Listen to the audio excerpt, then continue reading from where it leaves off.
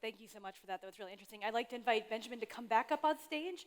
And I'd also like to introduce a new panelist that hasn't spoken yet, but we're going to introduce him shortly, Mr. Jonathan Bornigal, a member of the board of directors at Onhang. And so just to start out, actually, would you mind just giving a little bit of introduction on your work related to the future work so people can kind of get an idea of how you fit into the panel? Absolutely. It's a pleasure being on this panel. I'm part of it's a local advocacy group called ANGE, which is Asociación Nacional de Jóvenes Empresarios. We are a group of entrepreneur individuals who have a leading role in business. Our mission statement is new answers for a better future. So I've been asked to be part of the panel in order to sprinkle some local context in terms of the future of work. Or as they would say in Dominicano, ¿cómo se come eso? So thank you for having me, Aaron, and I hope to be able to sprinkle as much local plantain as possible. Sure. So kind of on that note to start out, we had a lot of big themes that were talked about in these talks. I'd be interested, what do you think are the jobs that are actually at risk here in the Dominican Republic? And this can go to all of you. Absolutely. So just to give a little bit of local context, we have this conversation a lot in our entrepreneurship working group in ANGE.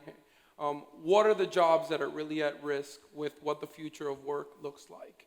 And so obviously we know that the largest industry in Dominican Republic is tourism. I mean, and it's difficult to think that tourism is going to be disrupted by the future of work. I believe Ben was talking about the different types of things to be, which is lovable, likable, and they're all things that are tourism related. I mean, it's the thing that really defines Dominicans. And it's tough to think that we're going to have a robot doing water aerobics at 11 a.m. at a resort anytime soon. I hope not. And so the real jobs that I would say that are at risk with the future of work have to do with what they call global jobs.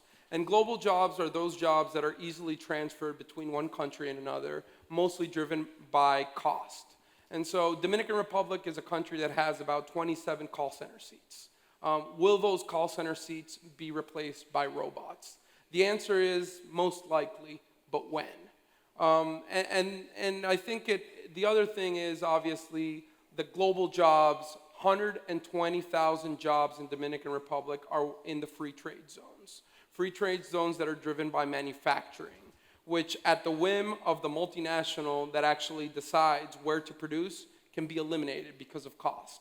So as automation starts to put pressure in terms of the global economy, we as Dominicans need to find new solutions, innovative solutions to be able to have a value proposition that will attack that in terms of these global jobs, but also B, think about new industries that create new jobs that will be able to employ these individuals that are going to enter the workforce. Do you both agree with that too, or are there other areas you think might also be affected locally here? I feel that all industry, in terms of, for example, the call centers and the bot industry, this is something that really needs to watch out, because sooner or later it's going to catch up, and that's going to change the demographics of the technological jobs that are based. However, I think that one of the things that we need to think is that even if we feel that certain category of jobs are not going to disappear, sometimes in certain markets, the exponential innovation of technology jumps steps. Mm-hmm. And suddenly we face a major challenge that we didn't anticipate. So I think we need to be probably more careful in terms of that what may happen. Yeah, sure. And to broaden it a little bit out for you too, you talked a little about this idea of fear related to the future of work in your talk. And I feel like a lot of the headlines we see about the future of work are very fear-related or fear-adjacent. Do you think that that's overhyped right now, or do you think that's actually getting people to think about the problem more frequently? I think in our media-saturated age, where the first thing we do in the morning is go on our phone and look at CNN and the BBC and all the websites we do, fear is a very natural response to that just torrent of information that comes at us from around the world every day. I think we live in a fearful, increasingly fearful world with all due respect to journalists, because there is so much media now, and everything is literally in our face. But I do think that fear, in a way, is part of adaptation. If you're not conscious of what's going on and not paying attention to what's going on, if you're not curious, then it's going to be very hard for you to adapt. So I think there's a yin and a yang there. There's a balance. We need to be paying attention. We need to understand where the big trends that you were talking about, Jesus, are to be able to navigate towards those. But yeah, I do think we're living in an age of increasing rage and fear because social media is all around us so much. And you all have an expertise in kind of a different size business or company. Do you think that there's different strategies that those businesses need to employ based on, if it's a family business that employs 5 people versus these large corporations? I'm sure there is, and that's a very good question. But at the same time, I think what I tried to get to was some of the fundamentals that apply to anybody in any company, whether you're working for a 5-person company or a company with 280,000 people like my company. And I think the key thing is this notion of being curious and then educating yourself. One thing that I didn't get a chance to mention in my speech, which I think is relevant to everybody in the room here, because there was a very good question earlier on in one of the other panels that I heard about how can we apply this locally in the DR marketplace. There's an AI entrepreneur in America and China called Andrew Ng. You know Andrew Ng very well, I'm sure. And he has a company called Coursera, and it's an online training website. And he said a very interesting thing recently. He said that anybody, for free, can go on Coursera. They can take a 6-week course in machine learning. Anybody can do this for free. You can do it in the evenings on your weekend. You can apply that to your job. Do you remember what I said? X plus AI. You can then go and find a new job, and you can double your salary. And I think that's a very powerful way of thinking about it, that you can go to MIT, or you can go to Harvard, or you can go to the university here, but you can also do this at home, on your phone, on your computer. And that's available to everybody. And I think that means that every single one of us need to be doing things like that. Sure. Anything else either of you want to add? Yeah, if you'll let me. I don't think it's so much about the size of the company. Sometimes here in Dominican Republic, we struggle to what I call modernize before we innovate. It's tough to jump the modernization part before you get into the cutting edge part. And that's a lot about what we try to advocate here in Dominican Republic and what we try to get done. So just a very important fact, for example, the last time the labor code was reformed in Dominican Republic was 1992. The internet did not exist commercially before, the last time it was addressed. And so how do we as an economy create modern jobs, modern industries, when our labor laws aren't even contemplating the existence of internet, connectivity, globalization, and the new flexibility, and all the new things that all these, I believe you were calling the Uberization of everything, is supposed to be added to our day-to-day. We need to break the Kodakization of everything and how we do it in Dominican Republic, in order to embrace the actual possibility of Uberizing what we do on a day-to-day basis. Sure. Well, I want to go to an audience question now here real quick. So the question is, the implementation of new technologies will create new jobs, but mostly for the highly educated. Will this contribute to inequality, and how will those that don't have access to education adapt? Whoever wants to take that.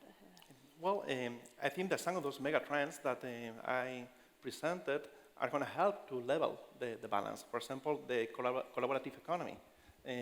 Really, as you pointed out, the social contract, the labor contract is changing. The thing is that the businessman has to change the mind frame, and the family business has to change the mind frame. It's not about building inner strengths. Not all the capabilities need to be inside the company. They can be outsourced. You need to have collaborations. We are in the economy world of ecosystems. So what represents that? That what is going to help really is to create water channels, communication channels, that maybe some jobs are substituted, but some of the economy is built under different assumptions, and that helps probably to level the world. Got it. And kind of a follow-up question that was asked too is, how can educational institutions adapt to the future of work, and how do you see the way learning will change? And you mentioned Coursera a little bit, but and any other opportunities as well? We think one of the big changes that's going to happen in college education is that the notion that you go to school, to MIT or Oxford or locally for 3 years when you're 18 or 4 years, and then you go into the workforce and you try and monetize that for 40 or 50 years, is a model that's losing relevancy. And we think what's going to happen, won't happen overnight, but you begin to see this idea becoming discussed, is that in the future you'll go to university at 18 for 1 year, and then you'll go into the workforce, and when you're 30, you'll go for your second year, and then when you're 40, you'll go for your third year, and then when you're 55, you'll go for your fourth year. And universities will develop their alumni relationship to have a lifestyle and a lifelong relationship with you. There's a university in America that's just recently started selling stocks in their students.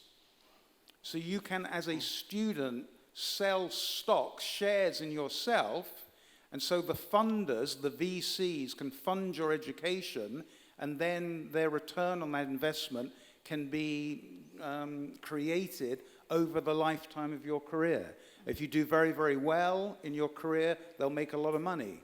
If you do less well, they'll make less money, but that's how VCs, venture capital, works. So I think there's going to be a lot of innovation in the university model, because it clearly, and particularly in America, where the inflation of cost has been so extraordinary, I think in another generation or two's time, we'll look back on that and think that that was really obscene. So I think there's a model, and you know, again, Clayton Christensen in Cambridge very well, who's talked a lot about reinventing education. I think there's a lot of disruption to come.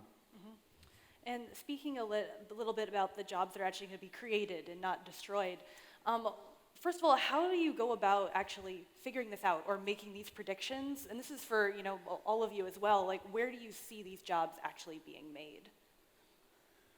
Well, for us, it involves a lot of coffee and vodka.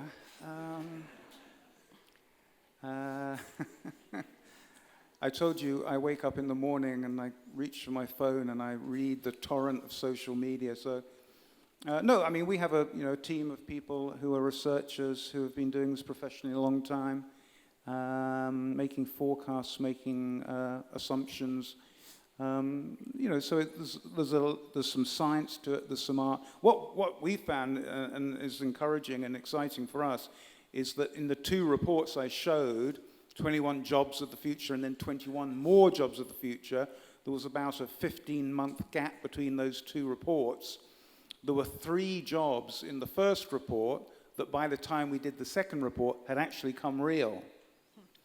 So they'd gone from being speculation, an idea, to being real. And to me, that's not surprising, because I started writing about the cloud, he said 92 or whatever, before it was real. It was an idea.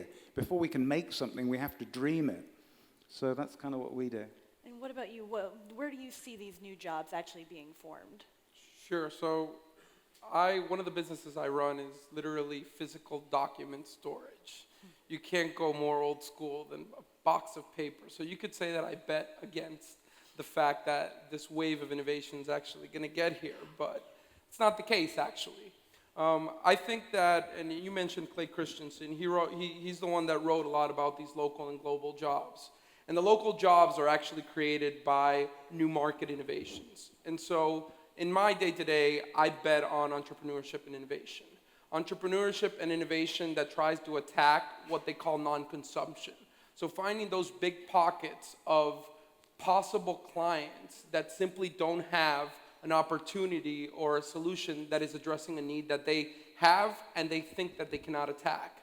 So in a developing country, a lot of times, and it's been put as an example, for example, Kenya and banking with M-Pesa. Somebody talked about it yesterday. What about insurance? Dominican Republic is probably 4% insured. And a lot of Dominican individuals don't even think about life insurance on a day-to-day.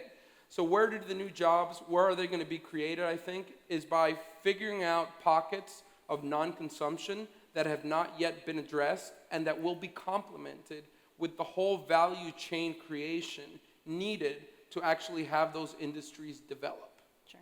And Jesus, anything you'd like to add as well on that? I see three fronts. One is the quality control of the interface between the front, the back, and the mid-office, because I think that's going to change the internal functions of how the different departments of the company work. Second, some people speak about the super employees, those employees that are able to do very regular functions nowadays, but they are techie. So they will have the ability to integrate the new technology into what is the regular work, and that will give them a capability that will go well beyond what is the human capability.